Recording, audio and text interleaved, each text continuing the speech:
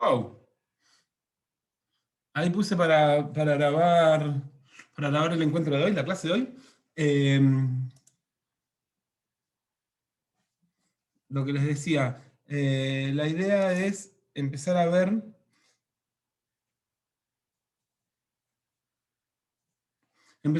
desde acá, desde este punto, que es el capítulo 26 del libro que ustedes tienen, de Samuelson y Nordhaus.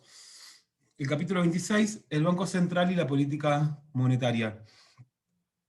Hasta ahora, lo que estuvimos viendo fue, porque esto seguimos, digamos, como para poder ver el tema de la política en la economía, digamos, cómo juega el rol del Estado en la política económica. Lo que estuvimos planteando hasta ahora era, digamos, el objetivo, digamos, de la política económica es poder conseguir, poder lograr cómo el Estado, cómo juega el Estado a la hora de poder responder a los objetivos que hayamos estado planteando, digamos, los objetivos de la política económica. Y para eso decíamos que el Estado cuenta principalmente con eh, dos políticas, dos conjuntos de herramientas y de medidas de política económica para poder intervenir en la economía. Principalmente era la política fiscal y la política monetaria. La política fiscal, habíamos visto que era, que ustedes tuvieron una pregunta en el parcial, que era respecto a los ingresos y los egresos del Estado. La política fiscal tenía que ver con el gasto público y con los impuestos como principal ingreso del Estado.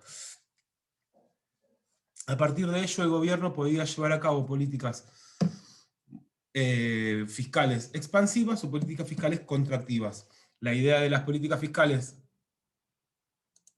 contractivas, la idea de las políticas fiscales, ahí me puse, la idea de las políticas fiscales, ahí ustedes me ven en el cuadradito.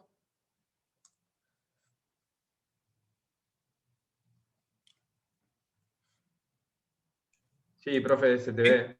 Ahí va. Bueno, eso no entiendo. La idea, digamos, entonces, de las políticas fiscales contractivas es cuando el Estado intenta, a partir de sus acciones, disminuir la actividad económica. Para ello, por lo general, se llevan adelante políticas de disminución del gasto público, una contracción del gasto público, o un aumento de los impuestos, de los ingresos del Estado. Con ello va a llevar a un enfriamiento de la actividad económica, digamos, se enfría la actividad económica.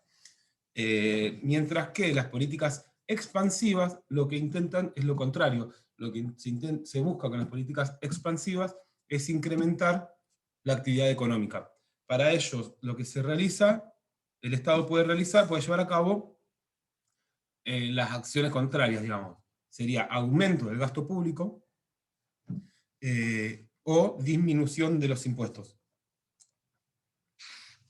Un poco en este contexto de pandemia, la mayoría de los países en el mundo están implementando políticas fiscales expansivas, incluso son medidas que han sido recomendadas, digamos, desde los organismos multilaterales, como el FMI, Banco Mundial, etc., que lo que se busca es que el Estado adquiera un papel protagónico para la reactivación de la actividad económica. Los principales paquetes, bueno, ahora estas semanas justo salió anunciado un paquete en Argentina del orden del 1 o 2% del PBI, que el Estado va a llevar a cabo un incremento del gasto público, precisamente para lograr la reactivación económica. No sé si escucharon o no, o algo, pero digamos, la idea es poder ayudar de alguna forma o paliar la situación de los grupos, de los actores económicos más golpeados por esta pandemia. En ese sentido, digamos, es que está este paquete, digamos, que se busca ahora de empezar a implementar. Con el objeto, obviamente, de reactivar el proceso, de reactivar la actividad económica. Esas son las políticas fiscales. Lo que vamos a ver hoy es la otra rama, que es la rama de las políticas monetarias, y cómo el Estado, y cuáles son los instrumentos que el Estado dispone para poder llevar a cabo ese tipo de actividades. Esa es un poco la idea del encuentro de hoy. Y en la segunda parte lo que vamos a ver es el rol vamos a tratar de llegar a la parte del sector externo, que con eso vamos a tratar de cerrar el modelo este que habíamos empezado a esbozar, del modelo del gasto total. Esa es la idea del encuentro de hoy. Para eso vamos a ver en el capítulo 26 del libro, y este apuntecito que yo les mandé, que son 3-4 páginas, de política monetaria. Acá tienen un resumen que yo les subí, no sé si lo pudieron descargar, después cualquier cosa me avisan, que es este apuntecito sobre la política monetaria y el financiamiento de la economía. Chucha, bueno.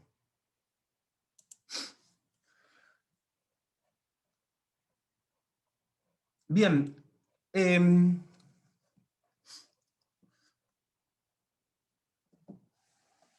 Como les decía, digamos, este punto, digamos, tiene que ver con la función con la función del dinero en la economía. Este apartado tiene que ver con eso, digamos, con la función del dinero en la economía. A ver, espérame un segunditus.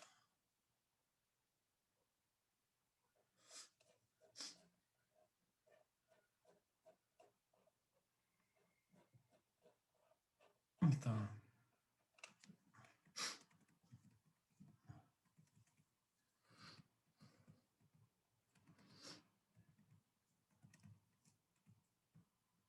El dinero es una de las cosas más raras, más extrañas, digamos, del capítulo 25. Acá, me había confundido. Vamos a arrancar con el capítulo 25. El dinero es una de las cosas más extrañas dentro de la economía. Es una de las cosas más raras, digamos, más oscuras de la economía. Perdón, me confundí antes. En el capítulo 25 arranca, vamos a arrancar viendo desde el capítulo 25, que está la introducción a qué es el dinero y el rol del dinero en las economías modernas. Por lo general, todos los manuales comienzan con la historia del dinero en las economías modernas, haciendo una introducción a que el dinero surge como unidad para poder llevar a cabo los intercambios en la actividad comercial, en la actividad económica. Y se lo plantea como una cierta evolución, por así decirlo, con respecto a la situación anterior, que era el trueque el trueque directo como una de las principales actividades comerciales. Ese por lo general es el planteo, digamos, común de los manuales, de los libros de texto, que plantean que en las sociedades antiguas, en las sociedades previas al capitalismo, el trueque directo era la principal forma de llevar a cabo la actividad económica, en el cual se encontraban dos personas que tenían necesidades de intercambio, por lo general hacen el ejemplo, no sé, de una persona que tenía una vaca y una persona que tenía gallinas, o una persona que tenía trigo y una persona que tenía vaca, y necesitaban intercambiarlos. Y en ese sentido, digamos, el trueque directo tiene una complicación que es precisamente eso, digamos, que para que se pueda realizar ese trueque directo, es necesario que las dos personas tengan, tengan interés, tengan necesidades compatibles. Entonces, como que la teoría plantea que para subsanar ese tipo de conflictos, cuando no existían necesidades complementarias, surge el dinero, para poder llevar a cabo esos intercambios con una mediación diferente, digamos. Si una persona necesitaba zapatos, tenía que vender la vaca a otra persona, y el que fabricaba zapatos no precisaba vaca, tenían que realizar una rueda de trueques. Entonces dicen que para eso surge el dinero, digamos, para poder subsanar ese tipo de situaciones. Y lo que también se cuenta en los manuales de texto es que lo primero que surge para realizar intercambios es lo que se conoce como dinero mercancía. El dinero mercancía, no lo puedo recetar.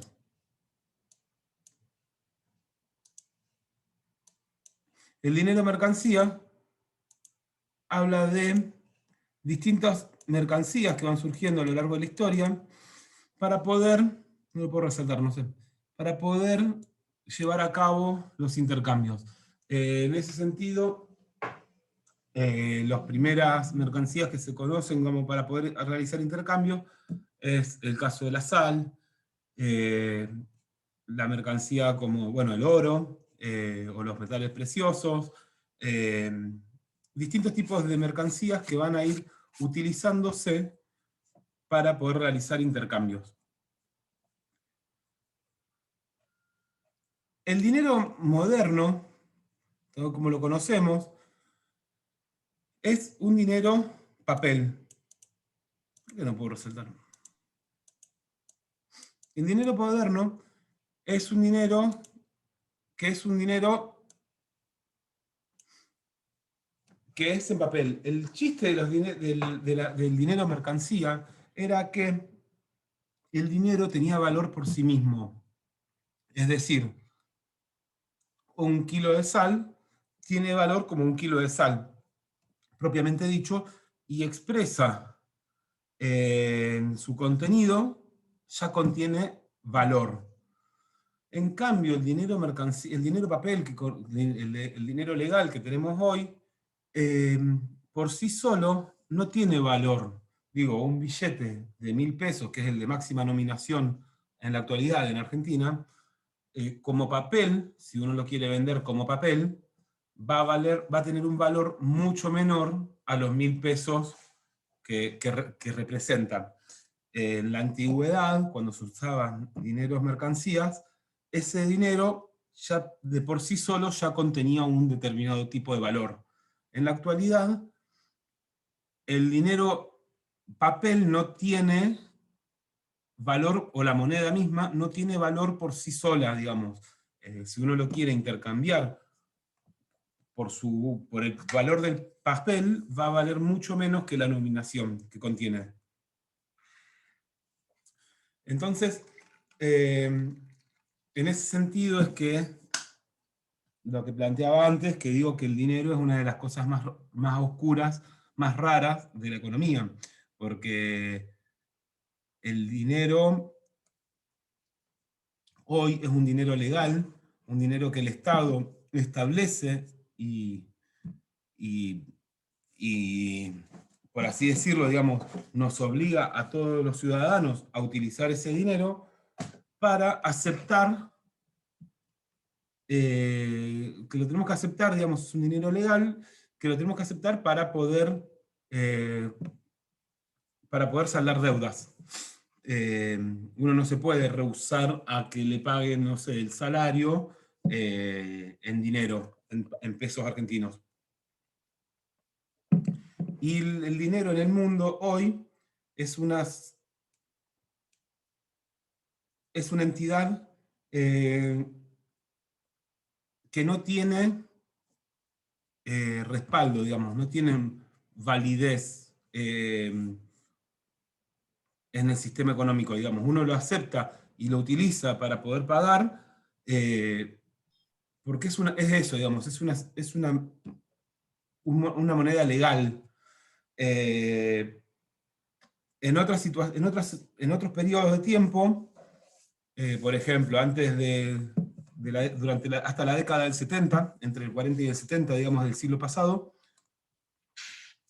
todas las monedas del mundo estaban respaldadas en el oro. Existía un sistema que se llamaba el sistema patrón-oro, el sistema de Bretton Woods, que era un sistema en el cual todas las monedas del mundo estaban respaldadas en oro, y a su vez el oro estaba respaldado perdón, todas las monedas del mundo estaban respaldadas en dólar, y a su vez el dólar estaba respaldado por reservas de oro. Eso fue hasta la década del 70. A partir de la década del 70 se dio por tierra, digamos, ese sistema, se desarticuló ese sistema, el sistema de Bretton Woods, y se pasó a que cada moneda en el mundo no está respaldada, no tiene que estar respaldada en otra moneda. Durante el periodo de la convertibilidad en Argentina, en la década de los 90 del siglo pasado también, el peso argentino estaba respaldado en dólar, pero a partir de la devaluación de febrero del 2002, se dio de baja ese modelo, el modelo de la convertibilidad, y el peso argentino dejó de estar respaldado en dólar. Digo, antes si uno iba al Banco Central a cualquier banco comercial durante la década de los 90, el banco ese estaba obligado, si uno iba con un billete de 100 pesos, a entregarnos 100 dólares. Hoy los bancos comerciales no están obligados a darnos dólares a cambio de pesos. No existe esa relación. Entonces, el peso argentino hoy no está respaldado en ninguna moneda ni en ningún metal. ¿Se entiende esa idea? Por eso digo que es raro, digamos, el dinero, porque es algo que todos usamos en nuestras transacciones cotidianas, pero sin embargo no tiene ningún respaldo. ¿Sí?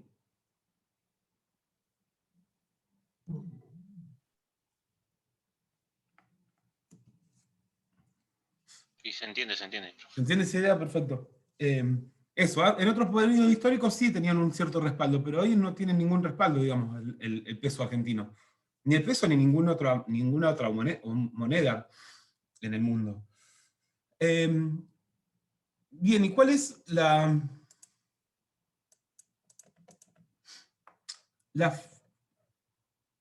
acá las funciones del dinero? ¿Dónde estaba? Las funciones del dinero, acá en la página 469. Las funciones del dinero son principalmente estas tres. No sé por qué no me permite resaltar. Que sirva como medio de cambio, que es la función más importante del dinero, que nos permite realizar los intercambios comerciales.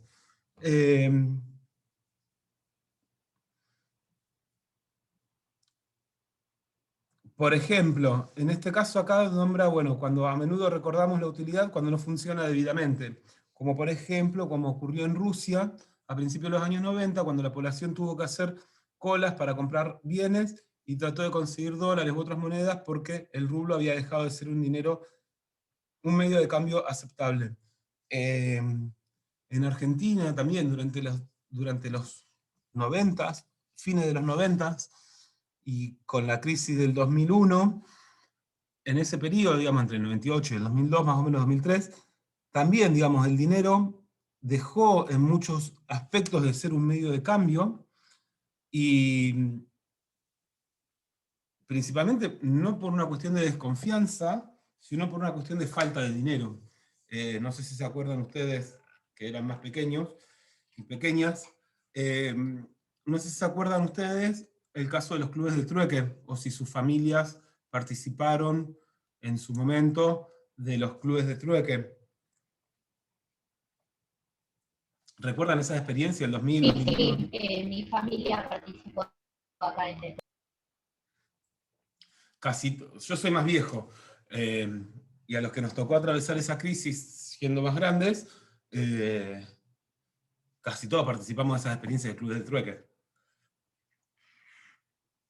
¿Qué recordás de eso, Yamila? ¿O qué te contaron tus papás? Recuerdo de ir con mi familia al centro complementario y, por ejemplo, mi abuela hacía pasteles y cambiábamos no sé por qué cosa, como que ese es mi recuerdo de la infancia y fue lindo. Yo sentía como que todo estaba bien en ese momento y me encantaba. Claro, en ese momento fue no por una cuestión de desconfianza hacia el peso, sino por una cuestión de necesidades. Como dice Yamila, digamos, la gente por lo general producía en sus casas y iba a intercambiaba por otros artículos que necesitaba en el club de trueque. Básicamente porque no teníamos plata para poder ir a comprar. ¿Alguien más recuerda ese periodo? ¿O participaba con sus familias?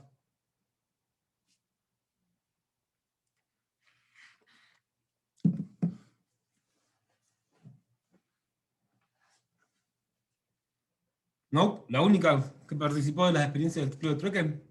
¿Vos, Yamila, de dónde sos?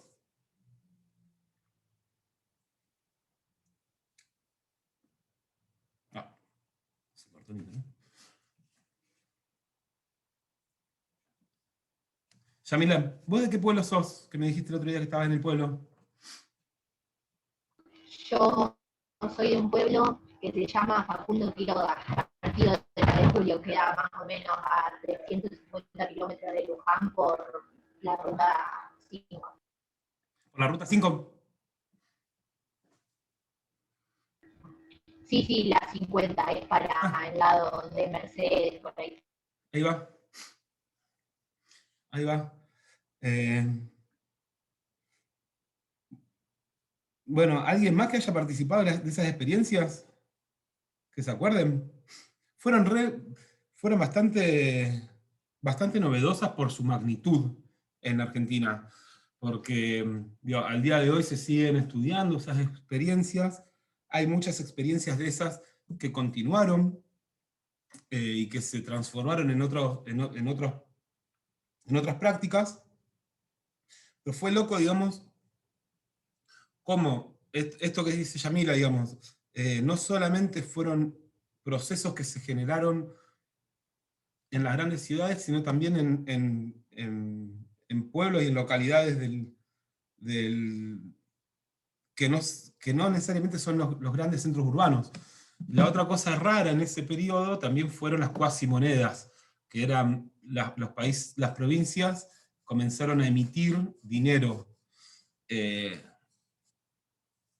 No sé si se acuerdan del Lecop, Lecor, Patacones, hubo un montón de experiencias muy particulares en las cuales las provincias no podían pagar los salarios a sus empleados provinciales, y a partir de ahí comenzaron a generar dinero propio, lo cual fue bastante raro, digamos, en ese marco.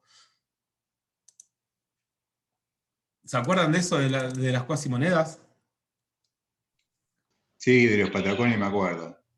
Sí, yo me acuerdo, me acuerdo. Sí, a mí justo en ese momento me tocó, no me tocó, digamos, yo estaba sin laburo. Estaba sin laburo en Rosario y agarré la mochila, digamos, y me fui a recorrer bastantes partes de Argentina. Tenía 20 años, sin laburo, y era re loco pasar de una provincia a la otra, digamos. Cuando pasabas de una provincia a la otra, te tenías que descartar de todos los billetes que tenías de esa provincia, porque en la otra provincia ya no servían. y era como descartar billetitos de eso, y siempre te daban vueltos de esos. Más que nada en el norte, en las provincias del norte, que hay mucho empleo estatal, circulaban un montón esas monedas.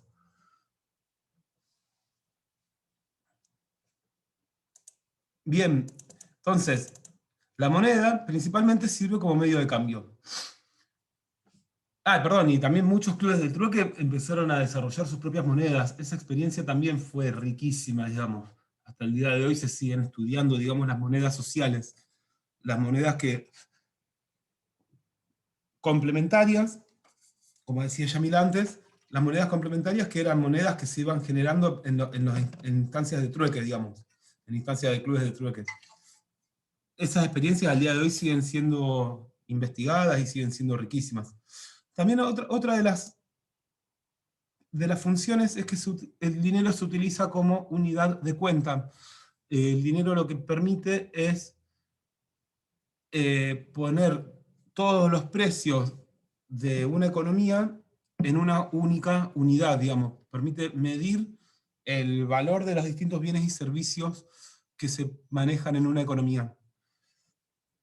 Y por otra parte, también sirve como depósito de valor. A lo largo del tiempo, permite establecer, como una unidad de cuenta, digamos, permite establecer el valor a lo largo del tiempo, digamos, en periodos o en transacciones que difieren a lo largo del tiempo. Digo, no sé, si me compro algo en 12 cuotas sin interés hoy, se establece en dinero, ¿sí? Bueno, el depósito de valor, obviamente que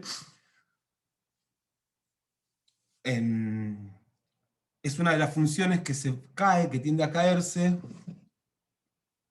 en situaciones como la que está atravesando Argentina hoy, que es una situación de mucha inflación. En periodos inflacionarios tan altos como los que estamos viviendo ahora, digamos, del orden del 50% de inflación anual, más o menos, el dinero pierde esa capacidad de depósito de valor, porque no es lo mismo 3.000 pesos hoy que 3.000 pesos dentro de un año, digamos. No van a tener el mismo valor real, digamos, no van a representar 3.000 pesos hoy, no van a representar el mismo poder de compra que dentro de un año. Dentro de un año se supone que 3.000 pesos van a servirnos para comprar menos cosas que los 3.000 pesos hoy. Entonces, en ese sentido, en momentos de inflación, el dinero deja de tener esta función de depósito de valor como forma de guardar o de atesorar la riqueza. Por lo general eso, digamos, o sea, el dinero se supone que sirve para poder conservar la riqueza a lo largo del tiempo, pero bueno, en periodos inflacionarios como el actual, eso se complica. ¿Cuál es el costo de mantener dinero en efectivo? El principal costo es el costo de oportunidad de tener dinero, y en ese sentido es el interés que se deja de percibir por tener dinero, en lugar de un activo que represente un incremento de la riqueza a lo largo del tiempo.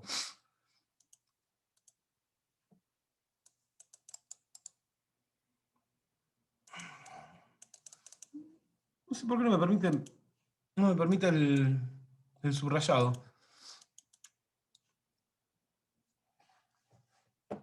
Y en ese sentido, vamos a introducir un concepto clave, que ya lo introdujimos, que es el concepto de tasa de interés.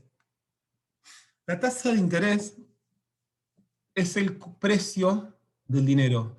La tasa de interés es, por así decirlo, el precio del dinero. ¿Cuánto cuesta 1.000 pesos hoy? Lo que nos cuesta 1.000 pesos hoy es el interés que tenemos que pagarle al banco para poder disponer de esos 1.000 pesos. La tasa de interés, ya dijimos la otra vez que en una economía existen una cantidad muy grande, digamos, una gran cantidad de tasas de intereses. Existe tasa de interés de crédito hipotecario, tasa de interés de las tarjetas de crédito, tasa de interés de los que nos cobra el banco por pedir un préstamo, o por colocar un préstamo, el plazo fijo, la tasa de interés del plazo fijo, la tasa de interés de uno si se quiere comprar un vehículo. Digo, existen un montón de tasas de interés. La tasa de interés que paga el gobierno por pedir dinero, la tasa de interés de la deuda, ya sea deuda interna o deuda externa. Existen un montón, un conjunto de tasas de interés. No existe una única tasa de interés, pero sin embargo vamos a hablar de la tasa de interés como una tasa de interés de referencia, que sería la tasa de interés del Banco Central.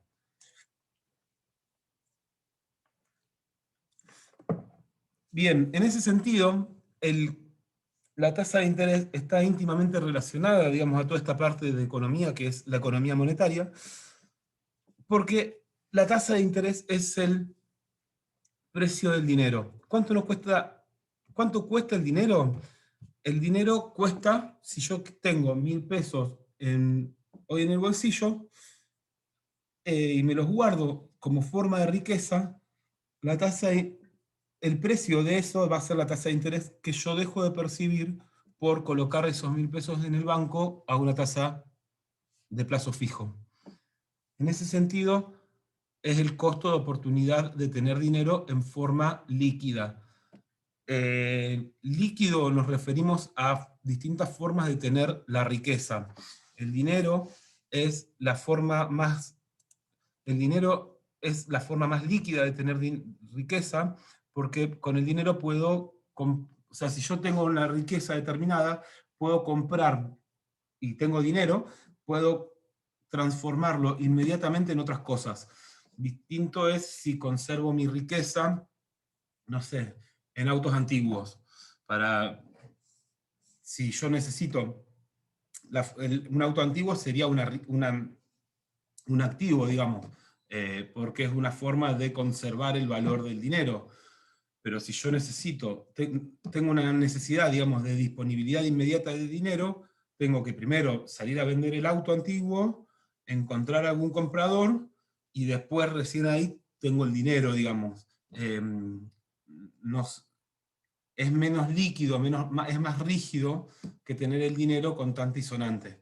En ese sentido, hablamos de que el dinero es la forma más líquida de tener dinero, de conservar la riqueza, porque el dinero se puede inmediatamente convertir en otros bienes y servicios.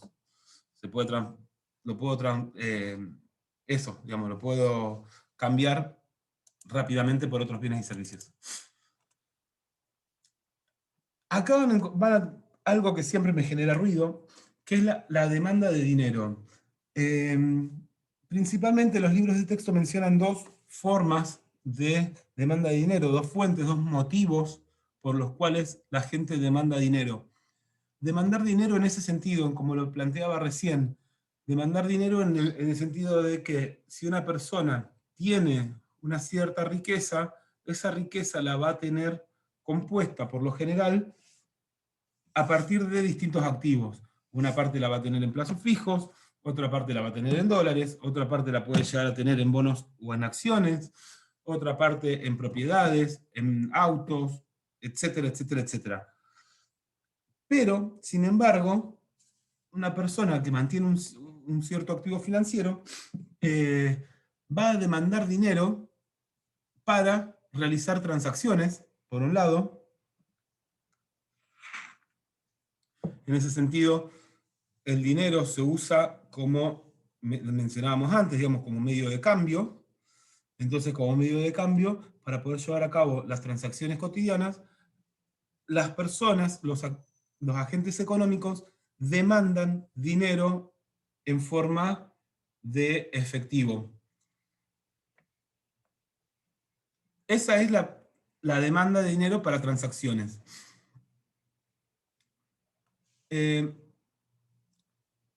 Y también el dinero se puede demandar, salvo en una situación como Argentina actual, como un activo, digamos. Se puede, esta función en Argentina actualmente con 50% de inflación, pierde un poco su función, pero se puede demandar como activo de reserva. En este sentido, el dinero se puede, una cierta cartera, digamos, se puede tener una cartera de inversión, puede demandar dinero en forma de dinero para realizar futuras o eventuales compras de bienes y de servicios. Insisto, esta función en Argentina actualmente es muy difícil porque, al contrario, digamos, a lo largo del tiempo, el dinero en Argentina lo que está pasando es que está perdiendo su valor y no se está revalorizando el dinero. Pero en otras situaciones, en otras economías que tienen tasas de intereses más bajos y tasas de inflación más bajas, el dinero se puede demandar como depósito de reserva.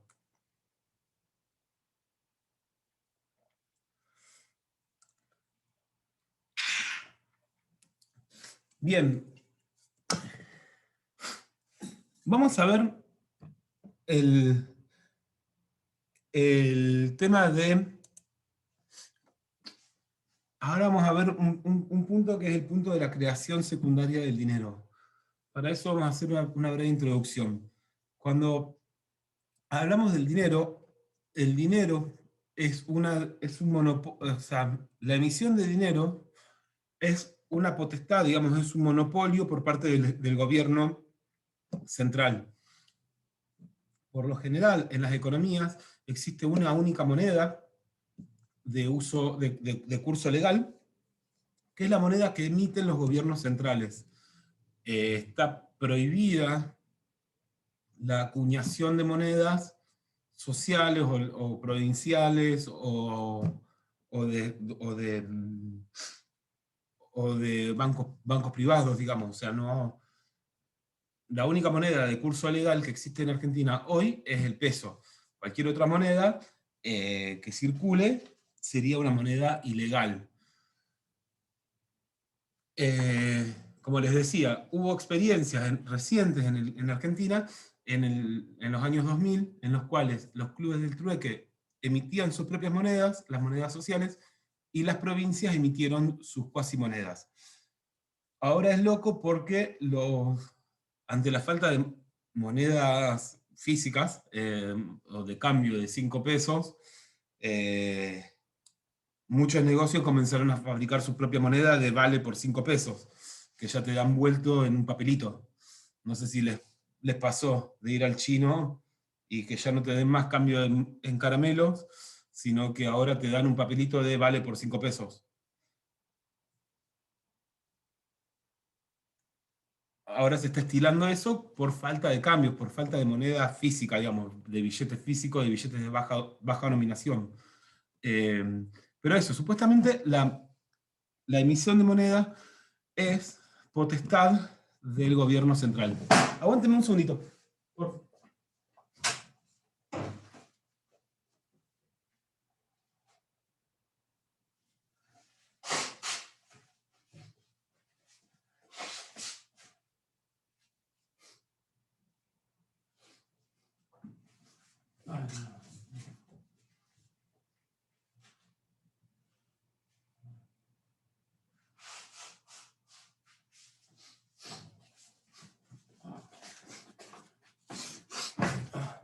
Perdón.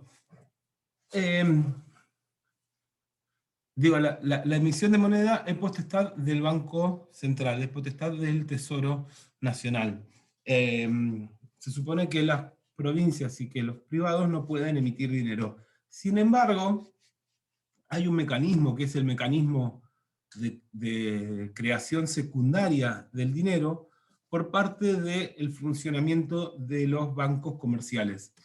los bancos privados, los bancos comerciales, Santander, Galicia, BBVA francés, todos esos bancos, digamos, los bancos comerciales, también los bancos, Banco Provincia, Banco Ciudades, digamos, los bancos provinciales, tienen un mecanismo por el cual se genera dinero en la economía, por el propio funcionamiento de los bancos comerciales. ¿Cuál es el funcionamiento de los bancos comerciales? Los bancos actúan como intermediarios financieros, dice la teoría. Es decir, captan ahorros por parte de las familias. ¿Se acuerdan el dibujito del modelo, el flujo circular de la riqueza, donde teníamos a las familias y a las empresas, que las familias proveían de factores de la producción a las empresas para producir bienes y servicios, a cambio de eso le pagaban una cierta remuneración, y con ese ingreso las familias compraban los bienes y servicios que las empresas producen a cambio de dinero. En ese sentido, digamos, los bancos actúan como un intermediario financiero. Las familias, en ese proceso, no gastan todos sus ingresos en adquirir bienes y servicios, sino que una parte la ahorran. Y ese ahorro es captado por los bancos comerciales, y ese a cambio de un interés que le pagan, en el caso de lo que mencionábamos antes, un plazo fijo, y a cambio de eso le pagan un interés, un plazo fijo, y ese dinero que perciben los bancos comerciales van a tratar de colocarlo como préstamo al sector empresario, al sector productivo. Entonces, el sistema financiero actúa como intermediario, captando los ahorros del sector familias y prestándoselo a el sector empresas. Obviamente a cambio de una tasa de interés, digamos, de un determinado interés en la devolución de ese capital. Y hay una diferencia, digamos, un spread, una diferencia entre las tasas de interés que paga el sector financiero, el sector de los bancos, que paga a las familias, que son las que generan el ahorro, y el interés que cobran como préstamo a las empresas, que son quienes demandan ese dinero. Y esa es la ganancia que obtienen los bancos comerciales. ¿Se entiende la lógica, digamos? O sea, los bancos actúan captando los ahorros y los colocan, los ubican en el sector financiero, en el sector empresario, perdón, que tiene necesidad de ese capital. Digamos, funcionan como un intermediario financiero. Esa es la idea, digamos, de los bancos comerciales. Ahora, en ese proceso, ¿está claro ese concepto de intermediario financiero? ¿Captan ahorros y prestan dinero al sector empresario productivo?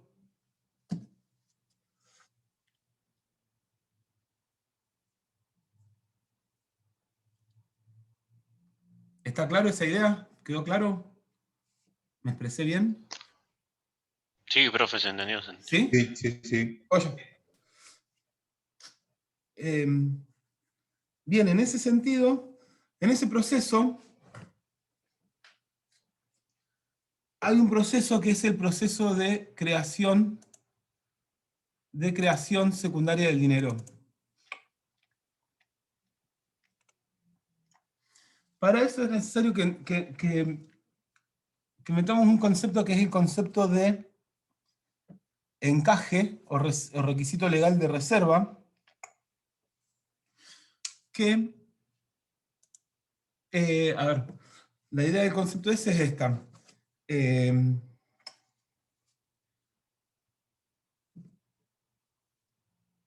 A ver, los bancos, entonces en ese sentido, digamos, o sea, los bancos, ¿cuál es el papel del banco? Captar ahorros y conceder préstamos. En ese proceso, o sea, si hay lo que se denomina como corrida bancaria, si todas las personas que depositaron dinero en el banco van a buscar sus depósitos, el banco, por esta misma lógica, digamos, lo que estaba diciéndoles recién, el banco no tiene el dinero que yo deposité. Si yo deposité 1.000 pesos en el banco ayer, a un plazo fijo, y lo quiero ir a retirar, lo más probable es que el banco, esos 1.000 pesos que yo les di, no los tengan, porque ya se lo prestaron a alguien. Porque para el banco, tener esos 1.000 pesos le implica un costo, que es el costo de la tasa de interés que me tienen que pagar a mí como depositario.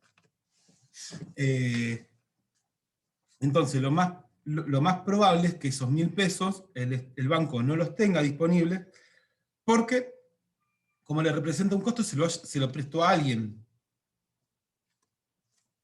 Y si vamos todas las personas a reclamar nuestros depósitos, el banco comercial no va a tener, eso se le denomina corrida bancaria, se le denomina eso, cuando todos los depositantes van todos juntos a retirar el dinero. El banco no va a tener ese dinero disponible. Eso es lo que ocurrió en la década de los 90 en Argentina, cuando se dio el corralito. Argentina no deja de ser una caja inagotable de experiencias y de ejemplos en materia económica. Es un caso rarísimo Argentina. De todos los ejemplos tenemos una experiencia reciente en Argentina. No es tan común una corrida bancaria, y sin embargo eso en Argentina. Hace 20 años hubo un proceso de corrida bancaria muy fuerte, en el cual todos los depositantes fueron a buscar su dinero a los bancos, y ese dinero no existía, digamos, porque no está físico. Para evitar esas corridas bancarias, el Banco Central, que es la principal autoridad monetaria en los países, en casi todos los países, en el caso de Argentina es el BCRA, Banco Central de la República Argentina, el BCRA, lo que establece es un encaje o reserva legal en el cual obliga a todos los bancos a que un porcentaje de los depósitos privados, los depósitos de las familias, por ejemplo, los congele, un porcentaje los congele en el Banco Central.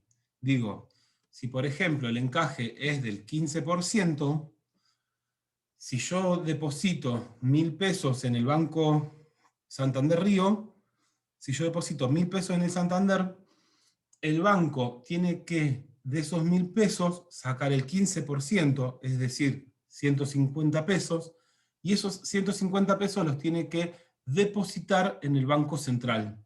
¿Para qué? Para que si hay una eventual corrida bancaria, si bien el banco comercial no tiene todos los depósitos, sí tiene una parte para poder responder a los depositantes. Y tiene una parte para poder devolverle a las personas que van a ir a reclamar sus depósitos. No va a tener todo el dinero, pero sí va a tener una parte para poder aplacar esas corridas bancarias. ¿Se entiende la idea o la repito? De todos los depósitos hay una parte que los bancos comerciales tienen que congelar en el Banco Central, y ese se llama depósito de reserva, o reserva legal. O sea, Sí, quedó claro. no pueden prestar todo el dinero. Si yo voy y deposito 1.000, no pueden prestar los 1.000 pesos esos. Pueden prestar 850. Porque una parte la tienen que poner en el Banco Central, para evitar posibles corridas bancarias. Esa es la idea del depósito, ¿cómo lo llama acá? Requisito legal de reserva.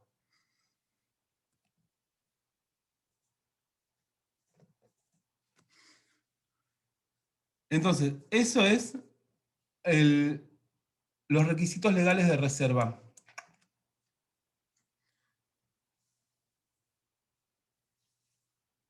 Entonces, ¿cómo opera la lógica esa del proceso de creación secundaria del dinero? Yo les decía recién que los bancos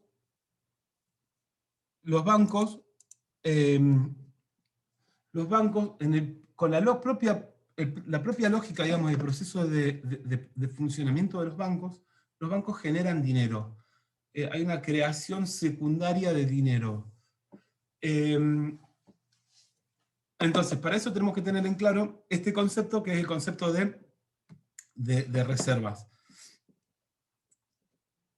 Entonces, los bancos captan ahorros por parte de las familias y lo prestan. Y una parte de esos ahorros lo tienen que congelar en el Banco Central. Ahora bien, ese sistema, a medida que se van generando distintas ruedas, se va a ir generando una creación secundaria del dinero. Y eso lo tienen en este esquemita que tiene acá, el cuadro 25.6, que lo que muestra es cómo en el límite, si seguimos pensando en ese mismo proceso, digamos, hay un banco que recibe 1.000 pesos, 1.000 dólares lo pone acá, pero supongamos 1.000 pesos.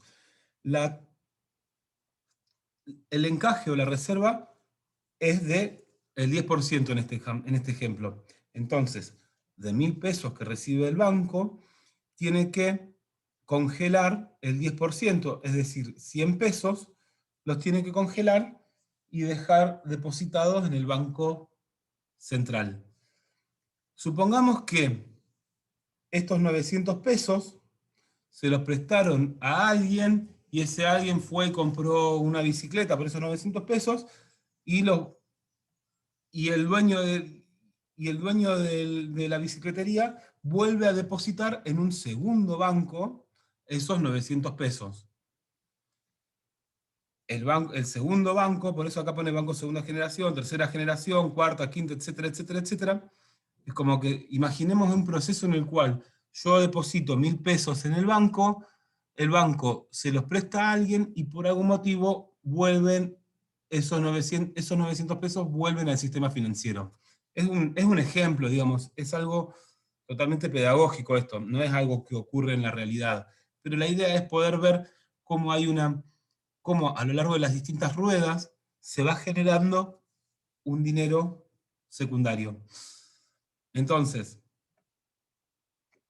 supongamos que esos 900 pesos vuelven a un segundo banco, ese banco va a congelar un 10%, que del 10% de 900 serían 90 pesos en el Banco Central, y tiene para poder prestar 810 pesos, 900 menos 90. Presta estos 810 pesos, imaginen que por algún motivo vuelve a un tercer banco, vuelven a depositarlo a un tercer banco, en el cual este banco va a sacar el 10% y lo va a congelar en el Banco Central, y tiene para poder prestar 729 pesos. Todo esto siguen siendo a raíz de los 1.000 pesos originales que un depositante depositó, valga la redundancia, en un banco. A partir de eso es como que se van generando una rueda podemos pensar en que se va generando una rueda de préstamos, que lo podemos pensar en el límite. ¿Y cuánto se va a generar en el límite, digamos? En el límite, esos 1.000 pesos originales que se depositaron se van a transformar en 10.000 pesos, que sería la multiplicación de, ¿dónde está acá? De acá, que sería la multiplicación, el multiplicador de la oferta monetaria, que se obtiene a partir de multiplicar el depósito original, el multiplicador de la oferta monetaria sería 1 sobre el coeficiente de reservas. En este caso habíamos dicho, ¿dónde estaba esto? ¿Dónde está? Acá.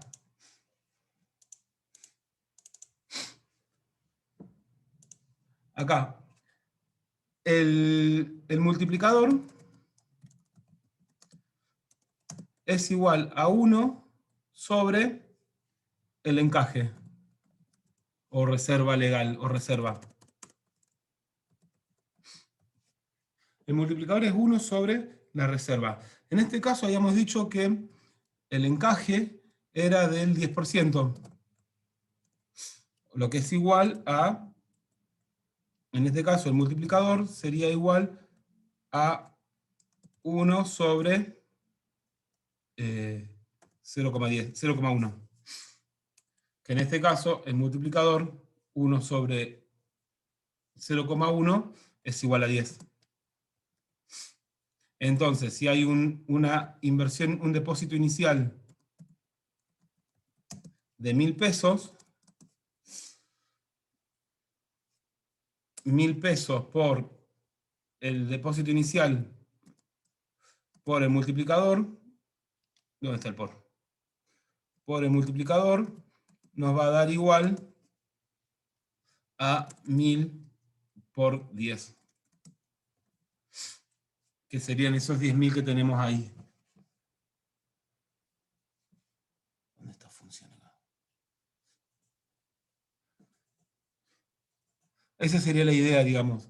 Lo que tenemos es que a lo largo de los distintos periodos que se vayan generando estos distintos depósitos, banco 1, banco 2, banco 3, banco 4, en el límite se va a llegar a que en el límite se va a llegar a que los nuevos depósitos van a ser iguales al depósito inicial por 1 sobre el encaje o las reservas. Mientras que las reservas en el Banco Central van a ser iguales al depósito original, al depósito inicial. Esto es la idea en el límite, digamos. Si llevamos a cabo todos los procesos, digamos, de que se vuelven que todos los nuevos préstamos vuelven de alguna forma al sistema financiero, y se vuelven a prestar, y se vuelven a prestar, y se vuelven a prestar, se llega a esa lógica, digamos, a esa conclusión de que el depósito inicial se va a ver multiplicado por 1 sobre el encaje, y va a ser un depósito mucho mayor, va a haber una creación de dinero mucho mayor que al dinero original. Y ese dinero original, en el límite, esto no se da nunca en la vida real, es un caso hipotético y un caso teórico, pero en el límite, ese depósito inicial va a ser igual a las reservas que se generen en el Banco Central. No sé si me expliqué más o menos con la idea. Es un caso hipotético, pero si en ese sentido, digamos, es un dinero que no existe, porque si todos los depositantes vamos a buscar el depósito en el sistema financiero, en los bancos comerciales, ese dinero no va a estar. ¿Por qué? Porque el banco ese dinero se lo prestó a otra persona. A lo largo del tiempo, a lo largo de la cadena, a lo largo de los procesos, se va a ir generando un incremento del dinero mucho más grande que el depósito inicial. Esa un poco es la idea. ¿Cuánto va a ser el depósito ese que se va a generar? Para eso existe una cuenta que es el multiplicador del dinero. ¿Qué es eso? Digamos, el multiplicador del dinero es 1 sobre la reserva. ¿Se entiende más o menos la idea? El chiste es que se comprenda más o menos la dinámica, digamos, de que si yo deposito plata en un banco, ese banco va a prestar ese dinero, y si ese dinero vuelve al sistema financiero, va a volver a ser prestado, y así sucesivamente, hasta el punto en el cual ya no genere más, digamos, más dinero. Por lo general son 3 o 4 rondas en el sistema financiero, en la realidad. Pero acá ponemos un ejemplo hipotético en los libros, que lo llevan al límite para poder ver el multiplicador del dinero. Pero lo que es importante, digamos, poder ver es que el funcionamiento propio del sistema financiero va a generar un incremento del dinero que ese dinero no es un dinero real, digamos, no es un dinero físico, sino que es dinero virtual, por así decirlo. En el mundo, por eso yo también les decía antes que el dinero es una de las cosas más raras de la economía. En el mundo, del total de las riquezas, solo el 2 o 3% representa dinero físico. El resto es dinero de otras formas. Es muy loco, digamos. El dinero en el mundo actual es muy loco, digamos. Es una de las cosas más raras, digamos, y sin embargo seguimos teniendo confianza como ciudadanos en el papel del dinero. Profe, entonces como que al mover el dinero se genera ganancia. Digamos, la idea es Genera moverlo. dinero. Claro, claro. El dinero genera dinero, pero que ese dinero aparece en una cuenta, en una cuenta bancaria, pero no es físico.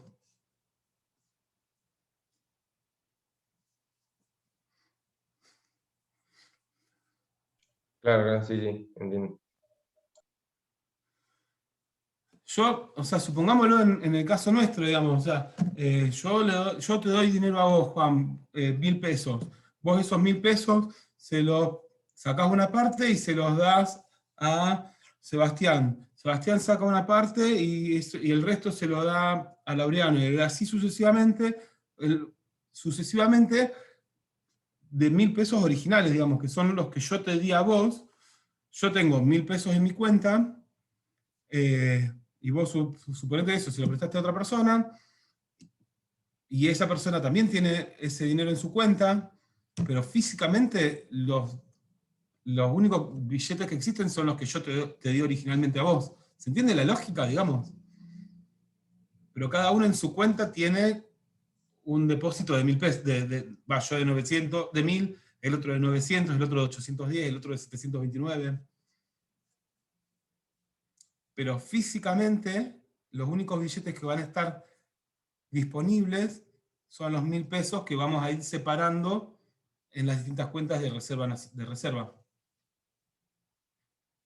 El chiste es que ustedes puedan ver que hay una cierta cantidad, una generación de dinero por encima del depósito inicial, pero que físicamente no existen, digamos, están representados en las distintas cuentas de los distintos depositantes.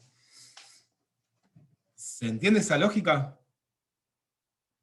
¿O es muy chino? No, se entiende, se entiende. ¿Sí? Sí, sí, se entiende.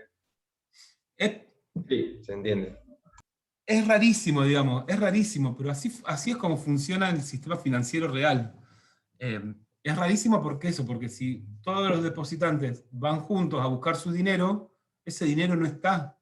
Pero no porque sea algo malo el sistema financiero, sino porque la misma lógica le obliga al banco a que si capta un depósito, tiene que generar un préstamo, porque ese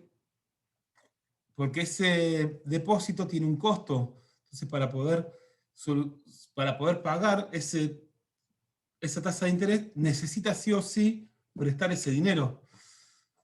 Entonces, el dinero en el sistema financiero permanentemente está en rotación, en circulación, y no está físico en el sistema financiero. Y ese dinero va generando dinero virtual, por así decirlo.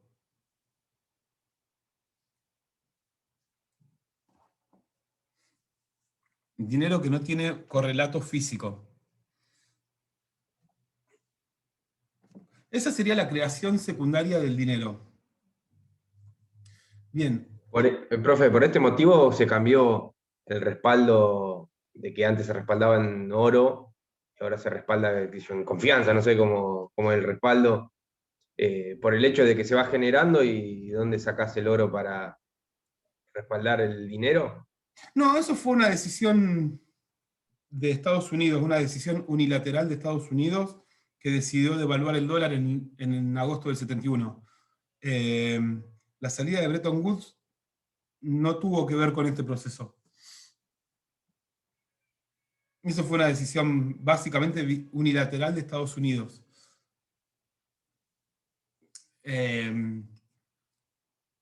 Sí, eso, digamos, o sea,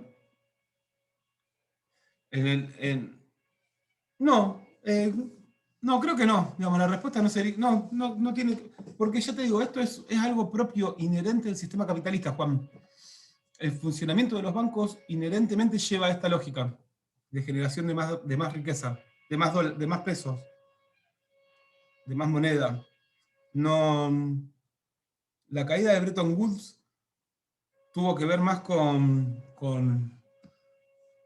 otros factores, digamos, de aumento de tasa de interés, de los petrodólares, la devaluación de Estados Unidos, es mucho más compleja.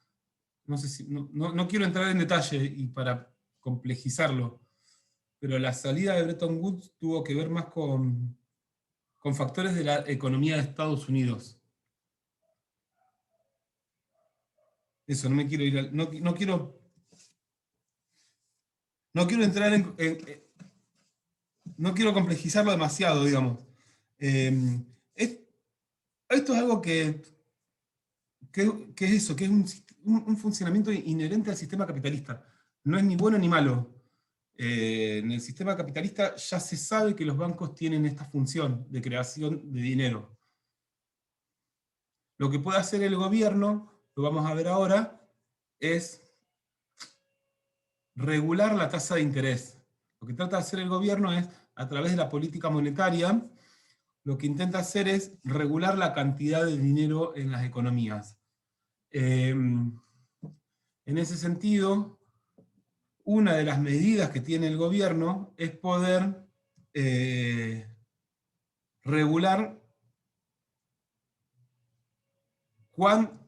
si hay más cantidad de dinero o menos cantidad de dinero de creación secundaria del dinero. Porque el encaje ese, el numerito ese que antes dijimos del 10%, es un numerito que establece el Banco Central. Entonces, si ese numerito del 10%, ahora lo comparto acá, así no hablamos tan en el aire. Si este acá es del 10%, se va a generar, ante un depósito inicial de 1000, el segundo va a ser de 900. En cambio, si el encaje o la reserva fuese, en lugar del 10%, del 20%, el primer banco tendría que, si es del 20%, si aumenta el encaje, el primer banco va a tener que congelar $200. No 100, va a tener que congelar $200. Entonces va a tener para prestar una menor cantidad, 800 en vez de 900. Y así sucesivamente, digamos, el segundo banco va a tener menos disponibilidad de generar dinero, y así sucesivamente. Entonces, de esa forma, si el Banco Central aumenta el encaje o las reservas, la reserva legal, va a disminuir el valor del proceso de creación secundaria del dinero. En ese caso, disminuye la cantidad de dinero en circulación en la economía. Por el contrario, si relaja o si disminuye el valor de la reserva, va a haber una mayor cantidad de creación secundaria del dinero. En ese sentido, hablamos de políticas monetarias contractivas o expansivas. Si el dinero, si se presta dinero, ¿dónde está? Política monetaria, acá. Una política monetaria expansiva, no lo puse acá. Acá. Bueno, no lo puse.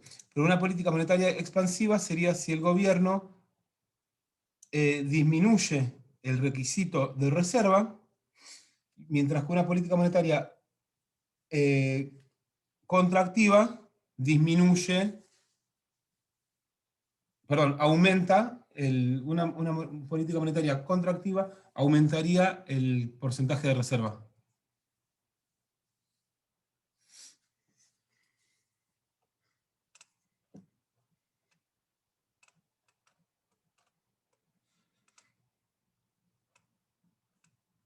acá tienen... Acá eso lo pueden encontrar más en el resumencito ese que yo les mandé que les mandé en el aula virtual.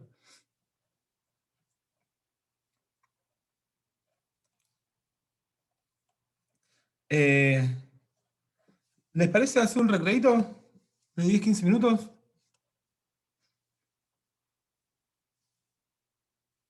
Sí, perfecto. Sí, dale. Dale. ¿Cuánto? ¿10 o 15? 15. Dale, nos Hacemos. vemos a las 40 entonces, 16:40. Dale, perfecto. Dale, muchas gracias.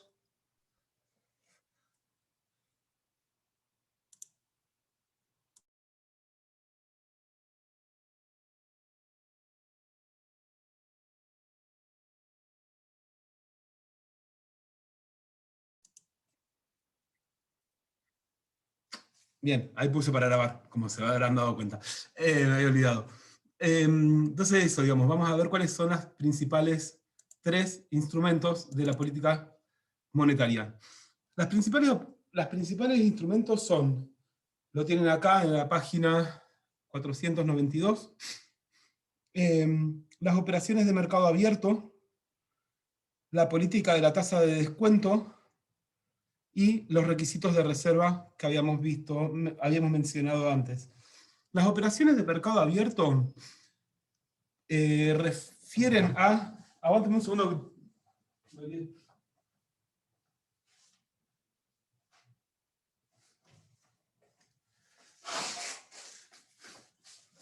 Perdonen, pero la alergia me está matando. Me olvidé de agarrar pañuelitos.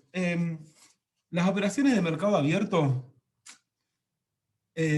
refieren a cuando el Banco Central actúa como intermediario financiero del gobierno central. En ese sentido, el Banco Central actúa como intermediario financiero. El gobierno, los distintos gobiernos centrales, pueden, cuando necesitan dinero, colocar bonos. ¿Qué son los bonos? Los bonos son eso, digamos, es un instrumento de deuda de los gobiernos, que los gobiernos, cuando necesitan dinero, venden un instrumento que es el instrumento que constituye la deuda pública, que puede ser interna o externa. El gobierno puede emitir un bono, que sería como un pagaré, por así decirlo, en el cual capta recursos financieros, capta dinero por parte de los tenedores privados, a cambio de un cierto pago de interés. Por lo general son fijos, es decir, el gobierno emite bonos a tasas fijas y se compromete a pagar durante un cierto periodo de tiempo un determinado interés por ese dinero que prestan los particulares, y al final del periodo devuelve el capital. Por lo general funcionan de esa manera, digamos, los bonos del Estado. Hay distintos bonos, hay un montón de bonos. Si uno hace un análisis del mercado financiero, se pueden encontrar con un montón de bonos y a distintos periodos, digamos, con distintos plazos. Y por lo general eso, el gobierno se compromete a pagar un determinado interés en los periodos intermedios, y al final del periodo devuelve el interés. Una vez que esos bonos están en el sistema, en el mercado, el gobierno puede salir a comprar esos bonos, y de esa manera recompra esos bonos que tenían los particulares en su poder, y de esa manera se va a generar una modificación en la cantidad de dinero en las economías. Por ejemplo, si el gobierno emite un bono, sale a vender un bono, capta dinero que hay en la economía, retira dinero en manos de las personas, de los particulares, y a cambio de eso le entrega un papelito. De esa manera, si el gobierno vende un bono, saca dinero de circulación de la economía que se usaba para la actividad económica. Mientras que si vende un bono, perdón, dije mal. No sé qué dije recién. Si compra, sí, está bien. Si emite un bono, saca dinero de la economía. Digamos. Si emite un bono, si vende un bono, saca dinero de la economía, digamos. Porque el gobierno lo que hace es entregar un papelito, un bono, un título de deuda, a cambio de retirar de dinero que le dan los particulares. Es decir, retira dinero de la economía. En ese sentido, disminuye la oferta monetaria, digamos, disminuye la cantidad de plata que hay en circulación en la economía.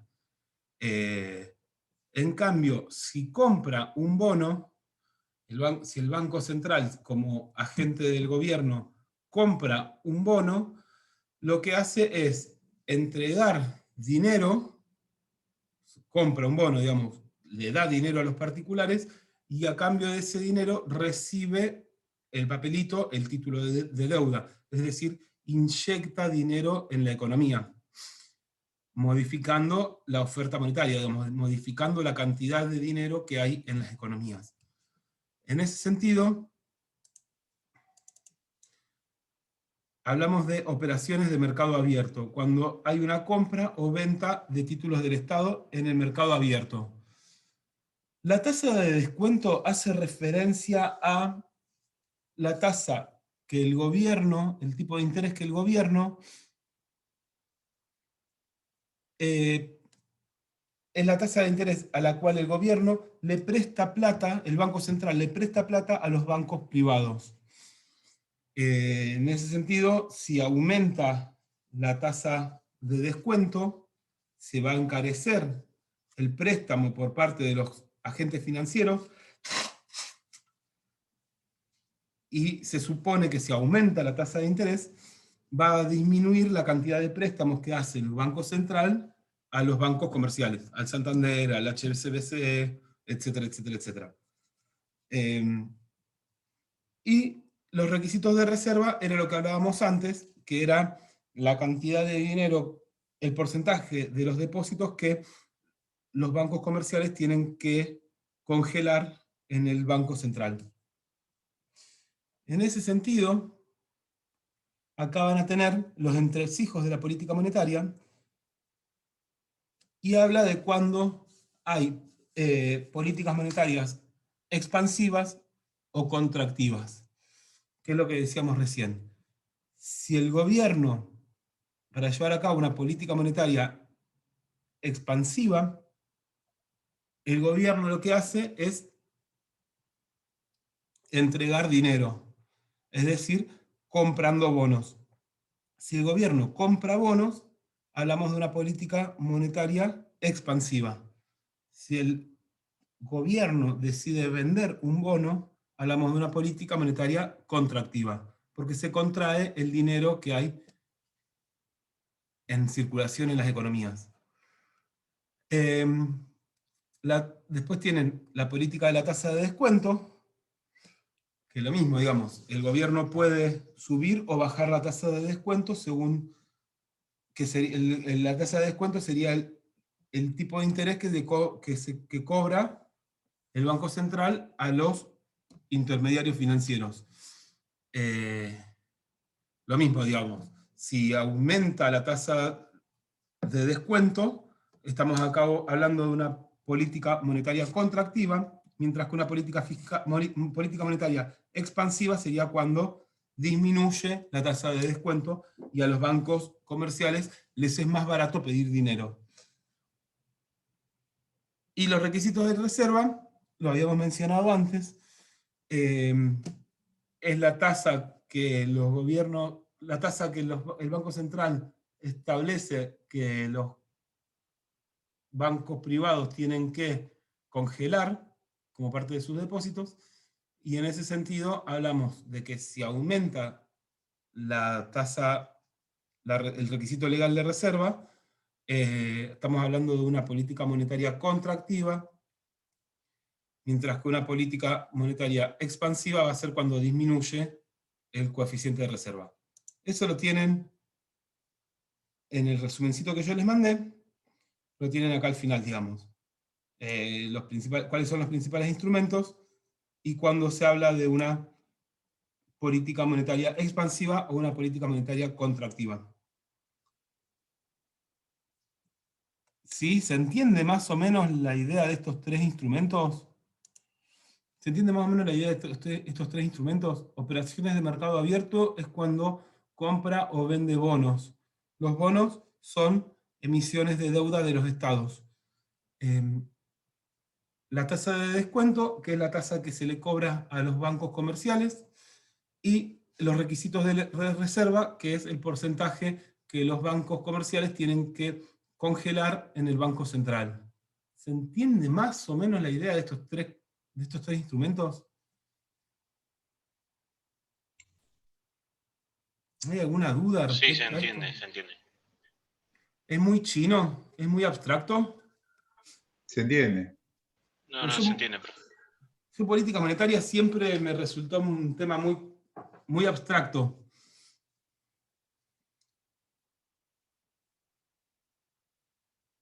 Siempre me resultó muy abstracto política monetaria. Y eso, no sé si lo pude bajar más o menos a la realidad o a que se comprenda más o menos. Bueno, después cualquier cosa, una vez que ustedes se pongan a leerlo, me mandan preguntas, consultas, lo que fuere.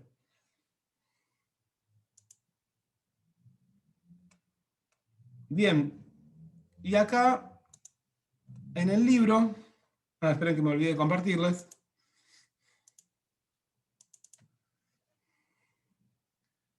Acá en el libro está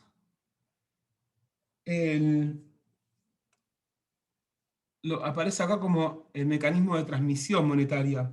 ¿Cuál es la relación que existe entre el mercado real y entre la economía real y la economía financiera? Digo, estamos con esto, ¿no? Que el gobierno tiene la potestad de modificar la cantidad de dinero en la economía. Para eso tiene estas tres políticas que puede llevar a cabo, estos tres instrumentos de política que puede llevar a cabo. Con eso va a afectar la cantidad de dinero en la economía. ¿Y cuál es el chiste de eso? El chiste es que vamos a ver la demanda de dinero que yo les mencionaba antes. Digamos, la demanda de dinero tiene que ver con acá no. Sí. La demanda de dinero tiene que ver con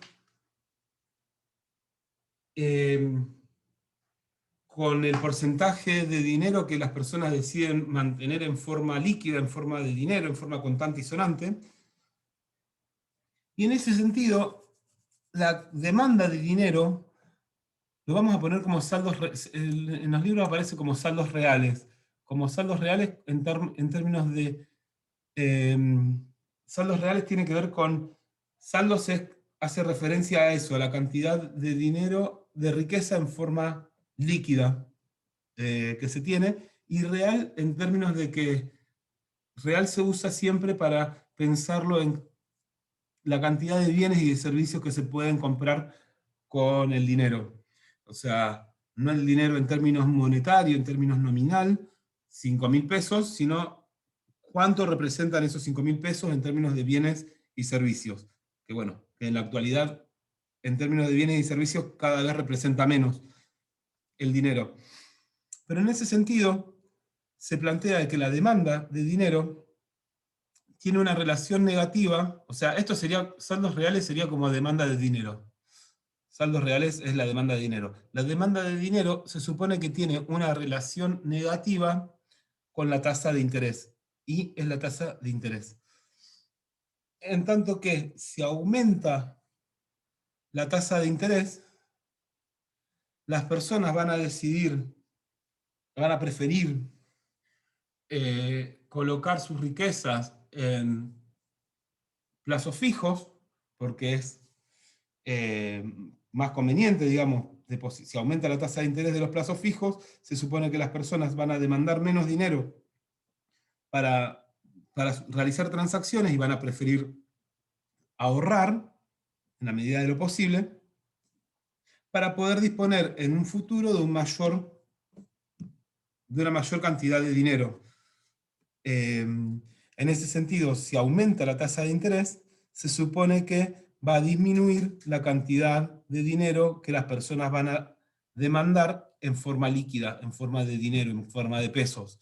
Mientras que si disminuye la tasa de interés, no es tan conveniente dejar dinero en el banco, realizar depósitos en plazos fijos, y las personas van a decidir consumir más y demandar más dinero para realizar transacciones, porque no conviene tanto el ahorro, porque la tasa de interés es baja.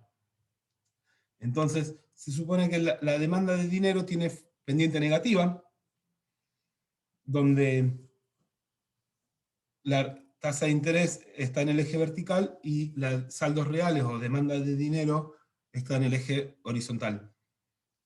Hay una relación negativa porque si aumenta la tasa de interés, las personas van a demandar menos dinero y van a preferir colocar sus riquezas en plazos fijos. Mientras que la oferta monetaria se considera que es una línea recta, fija, porque es la cantidad de dinero esta la establece el Banco Central en determinados periodos, y el Banco Central fija la cantidad de dinero que hay en circulación en la economía. Por eso se hace referencia a una recta vertical, porque es fija, digamos, no se va a modificar. En ese sentido, el equilibrio en el mercado de dinero va a estar dado por donde o sea, en el mercado de dinero, la oferta monetaria y la demanda de dinero, la demanda monetaria, van a determinar la tasa de interés. Eso es lo que dice la teoría, que la tasa de interés se establece a partir de la relación que existe entre la demanda de dinero y la oferta monetaria. Ese grafiquito lo tienen acá. Yo se lo puse, lo pueden ver de cualquiera de las dos formas, digamos, en el resumencito que yo les mandé, o acá en el libro. Entonces, la demanda de dinero tiene pendiente negativa, la oferta de dinero es una curva vertical, y cuando se intersectan estas dos curvas, determinan a corto plazo la tasa de interés. Si el gobierno lleva a cabo una política monetaria contractiva, eso va a generar un desplazamiento hacia la izquierda, una contracción de la curva de oferta monetaria. Si el gobierno lleva a cabo una política monetaria contractiva, eso va a generar un desplazamiento hacia la izquierda de esta línea recta que era la oferta monetaria, y de esa forma, si la demanda de dinero no se modifica, va a aumentar la tasa de interés. Si el gobierno lleva a cabo una política monetaria contractiva, va a aumentar la tasa de interés. Y eso lo tienen en este grafiquito, digamos, si la demanda... Ahí entonces, vamos a quedarnos con esta idea, digamos, si el gobierno lleva a cabo una política monetaria contractiva, aumenta la tasa de interés. El chiste, digamos, a partir de este punto, para poder ver qué sucede en la economía real, hay que recordar que la tasa de interés y la demanda de inversión también era una relación dependiente negativa. La tasa de interés y la inversión por parte del sector de las empresas, si aumenta la tasa de interés, es más o menos el mismo grafiquito del de la demanda que veíamos antes. Si aumenta la tasa de interés, la inversión disminuye. Mientras que si disminuye la tasa de interés, van a aumentar las inversiones. Ese es el nexo que hay entre el sector financiero y el sector de la economía real. A ver, esperen un segundo, que vamos a ponerlo acá. No.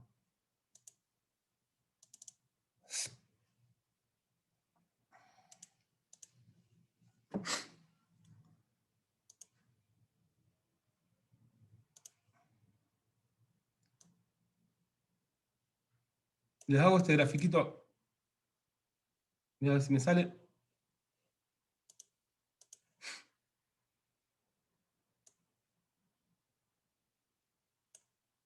Va. Porque ese grafiquito no lo... A ver.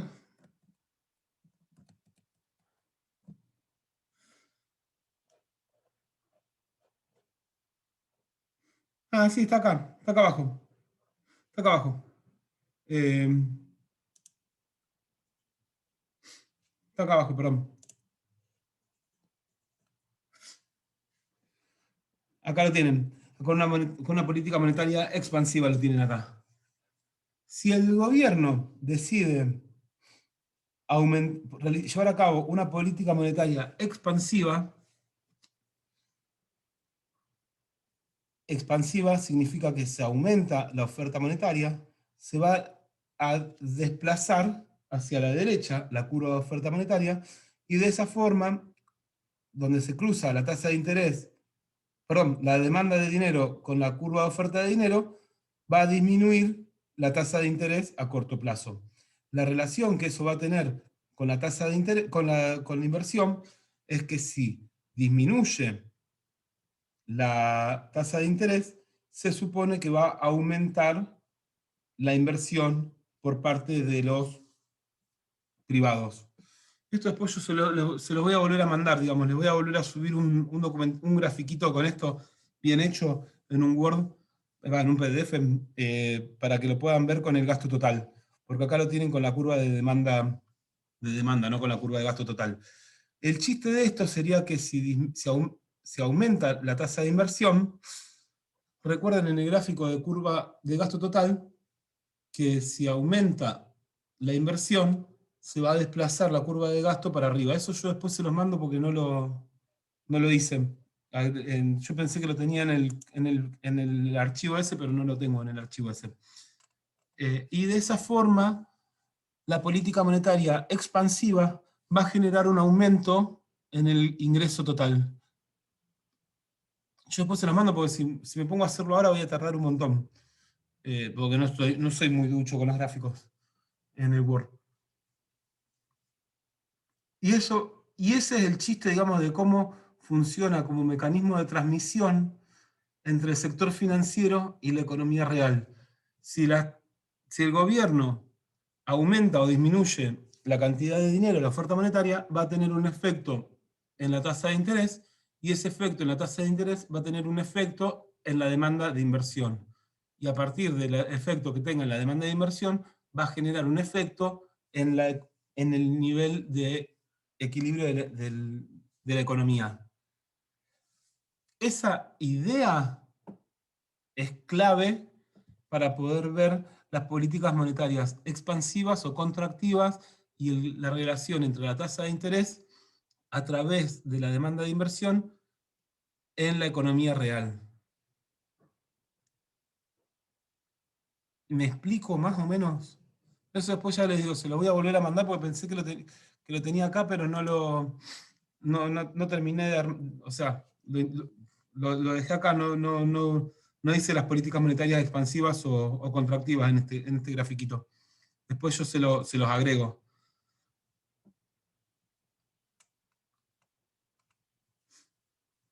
¿Se entiende más o menos esa idea de cómo de cómo hay una relación entre el sector financiero y el sector de la economía real? Sí, profe, sí, lo entendemos. Ah, qué grosos. Qué groses. Sí, es medio recto, pero sí.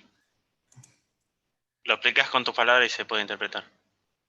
Sí, bueno, esa es la idea, digamos. La idea es que pueda más o menos comprender que eso, que el gobierno no está bueno con los grafiquitos que les mandé, pero bueno, que disponemos. Pero eso, la idea es que el gobierno puede mover, afectar la cantidad de dinero en la economía.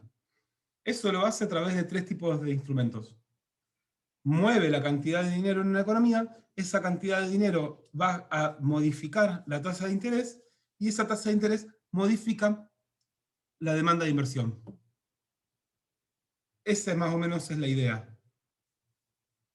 Después les toca a ustedes, digamos, escribir cada caso, digamos, qué pasa en cada caso.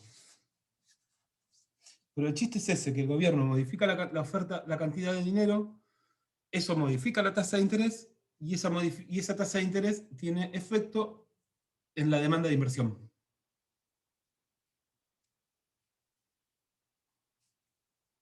Ese es como el resumen, digamos.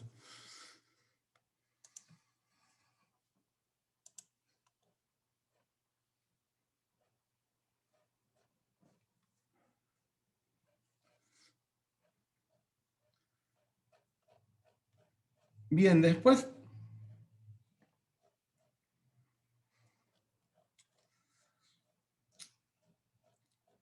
Qué bronca que no lo tengo acá.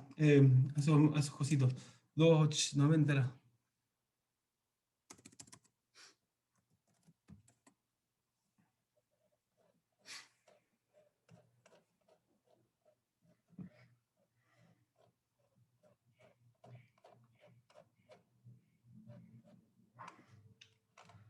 Después, lo otro que queríamos ver hoy es el tema de la economía abierta. Es el sector externo. Vamos a hablar brevemente del sector externo. Eso lo tienen en el capítulo 31, análisis macroeconómico de la economía abierta. Hasta ahora veníamos hablando de las economías cerradas, sin relación con el sector externo, sin relación con el resto del mundo. Pero las economías, salvo Cuba principalmente, que igual es una economía bastante abierta, las economías modernas, por lo general, todas tienen relaciones, intercambios con el resto del mundo. Entonces, acá vamos a empezar a introducir la idea de los intercambios entre las economías domésticas, se le dice, las economías domésticas, y el resto del mundo. En ese sentido, la principal noción, digamos, de intercambio con el resto del mundo está dado a través de las exportaciones y las importaciones. Las exportaciones de bienes y servicios son cuando hay bienes y servicios que se producen al interior de nuestro país, pero son consumidos por residentes extranjeros. Las exportaciones es cuando Argentina vende al resto del mundo. Y las importaciones, se habla de importaciones cuando son productos, bienes y servicios que se producen en el extranjero, pero son consumidos por residentes locales. Ya sé que casi todos saben y todas saben qué son las importaciones y las exportaciones, pero prefiero repetirlo porque me ha tocado algunas veces que no se comprendía esa idea de importaciones y exportaciones. Entonces prefiero repetir eso. Las exportaciones es cuando los argentinos venden productos al resto del mundo y a cambio de eso reciben dinero. Por lo general se vende y se compra en divisas, principalmente dólares, y de esa forma, a través de las exportaciones, los países, y principalmente Argentina, se reciben dólares a cambio de los bienes y servicios que se producen al interior de los países, mientras que las importaciones son bienes y servicios que se producen en el resto del mundo, pero que se consumen acá, y también se pagan en dólares. Entonces, hay una salida de dólares cuando se importa y un ingreso de dólares cuando se exporta. En economía, por lo general, hablamos de exportaciones netas, que es cuando se restan las exportaciones de las importaciones. En ese sentido, lo ven acá, se puede hablar de déficit en el comercio internacional.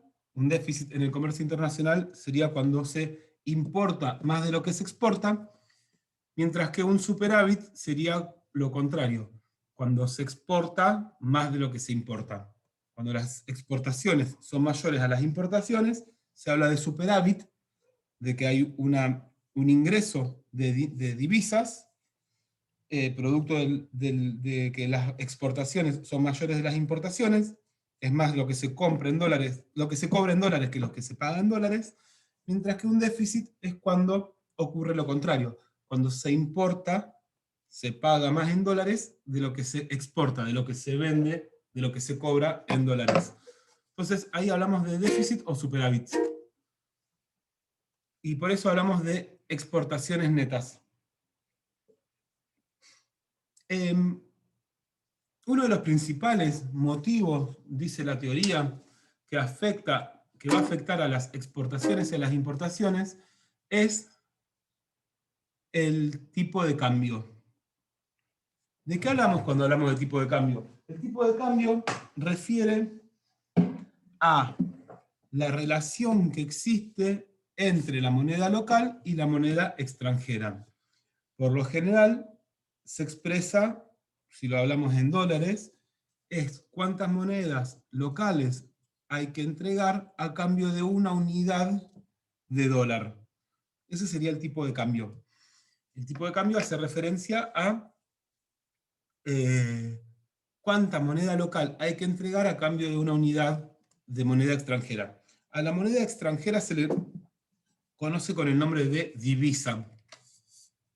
Cuando hablamos de divisas, son las monedas extranjeras. Las divisas pueden ser dólar, euro, la moneda de Brasil, la moneda de Uruguay, que son nuestros principales socios comerciales, etc. China, Japón. En ese sentido, el tipo de cambio, hay distintas formas de establecer el tipo de cambio. Acá lo van a ver como tipos de cambio flexibles y tipos de cambio fijos. Los tipos de cambio flexibles ocurren, o sea, se establecen los tipos de cambio flexibles cuando el gobierno, cuando el Estado no interviene en estos mercados, digamos, cuando solamente se deja libre, actuar libre al mercado a través de la oferta y demanda de divisas. Si se deja actuar libremente ese mercado y no interviene el gobierno, se habla de un tipo de cambio flexible. Los tipos de cambio flexibles hacen referencia a eso, cuando los gobiernos no intervienen en el mercado de divisas. Y es el propio juego de oferta y de demanda de divisas el que establece el tipo de cambio. En cambio, los tipos de cambio fijos son los tipos de cambios en los cuales los gobiernos estipulan, determinan cuál es el tipo de cambio de las divisas. El ejemplo más común, que tenemos más a mano, digamos, de tipo de cambio fijo en Argentina, es el periodo de convertibilidad. El periodo de convertibilidad, durante la década de los 90 en Argentina, se estableció que un peso era igual a un dólar, o que un dólar era igual a un peso, hace muchos años atrás. Ahora estamos hablando de entre 150 y 200, no sé a cuánto está el dólar. Pero en Argentina, durante un periodo de tiempo, durante 10 años, el dólar estaba a 1 peso. Y eso era una ley. La ley de convertibilidad establecía que esa relación no se podía modificar y que el gobierno se comprometía a mantener esa relación de 1 a 1. Ese era el periodo de convertibilidad, en el cual el tipo de cambio estaba especificado, estaba determinado por el gobierno. Bien, ¿no está en la devaluación?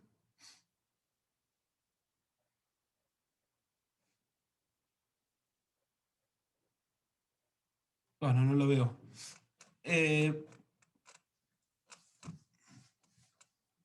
¿Cuál es la relación? Acá tiene que estar. La relación entre los tipos de cambio y las exportaciones. La relación que existe entre el tipo de cambio de las exportaciones y las importaciones es, tenemos que hablar de las devaluaciones o las apreciaciones. Hablamos de una devaluación cuando el tipo de cambio aumenta la cantidad de pesos de moneda local que hay que entregar a cambio de una unidad de moneda de divisa, a cambio de una unidad de moneda extranjera. En ese caso se habla de devaluación. Un proceso de devaluación es cuando aumenta la relación entre la moneda local que hay que entregar y la divisa. Por ejemplo, si estamos hablando de que de 150 pesos se pasa a 200 pesos el dólar, en ese caso hablamos de una devaluación del tipo de cambio. Para comprar un dólar, antes hacía falta 150 pesos y ahora hace falta 200. ¿Qué efecto van a tener una devaluación en las exportaciones y en las importaciones según la teoría? Si antes era 150 a 1 y ahora es 200 a 1, los bienes nacionales, antes con un dólar se conseguía algo de valor de 150 y ahora, si hay una devaluación a 200 a 1, con ese mismo dólar se pueden comprar una mayor cantidad de bienes y servicios producidos domésticamente. Por lo tanto, se supone que una devaluación favorece a las exportaciones. Una devaluación se supone que favorece a las exportaciones.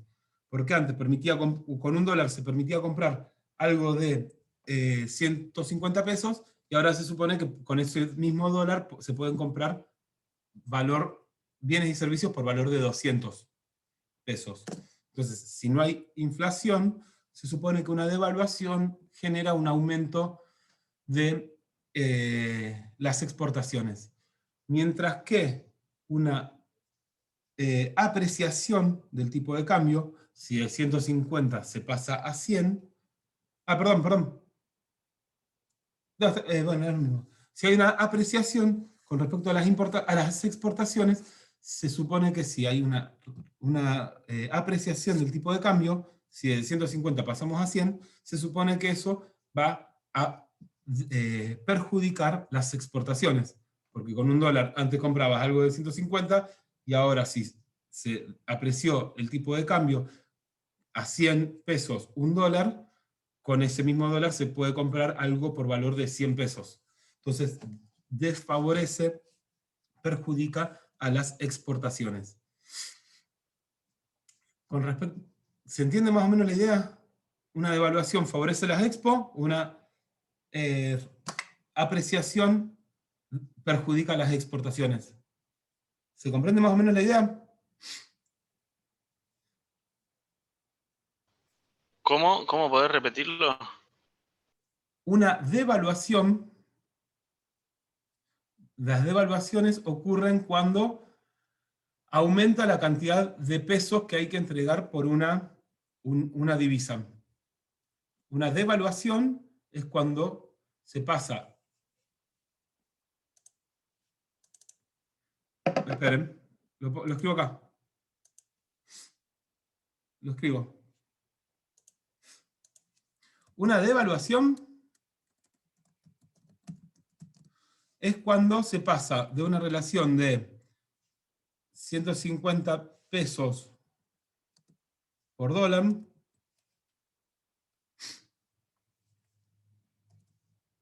por $1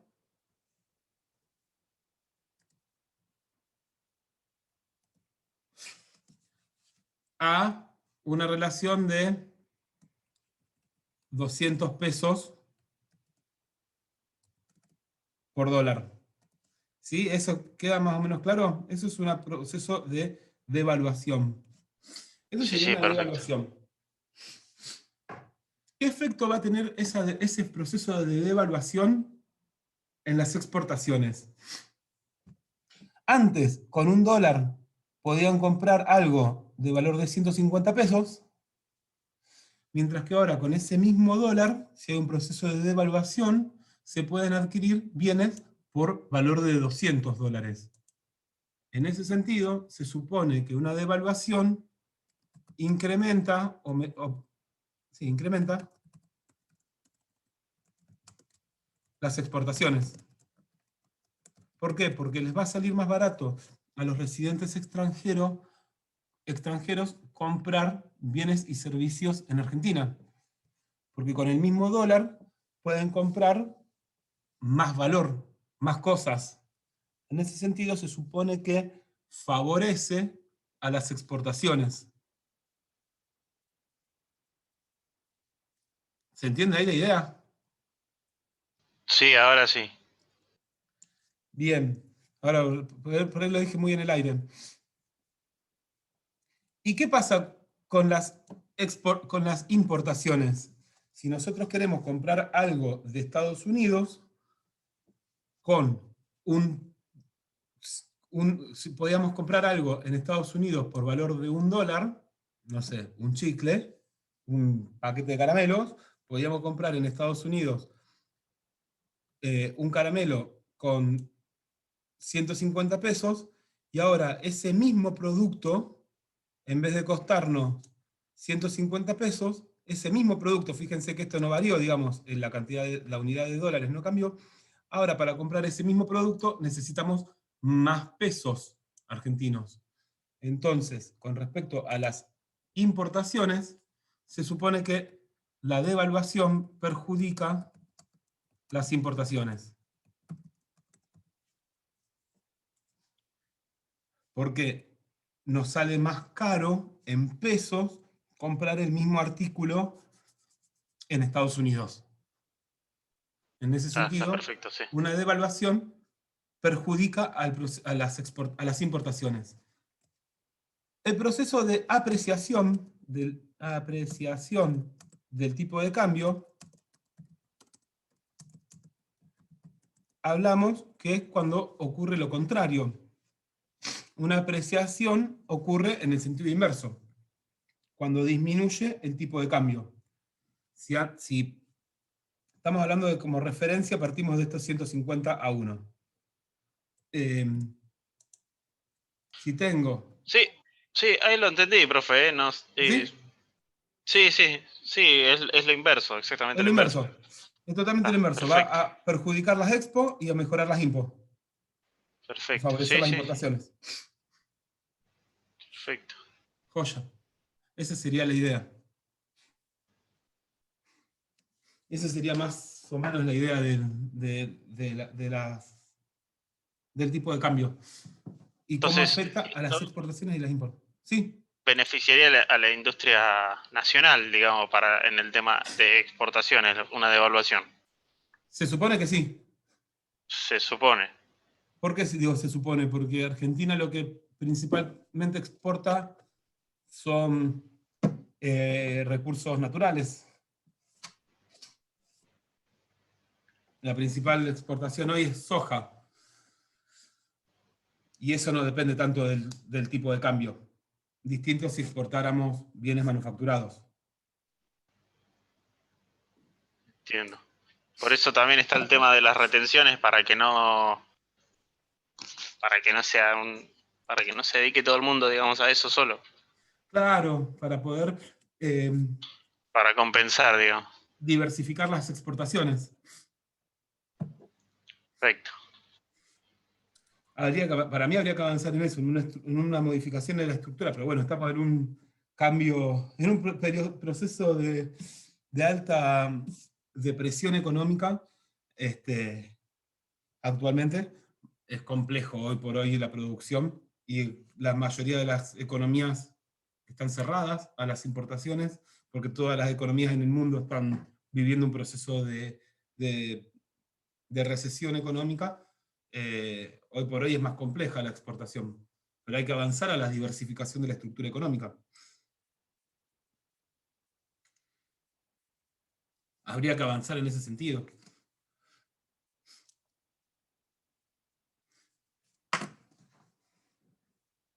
Che, bueno, se comprendió más o menos la idea del encuentro de hoy.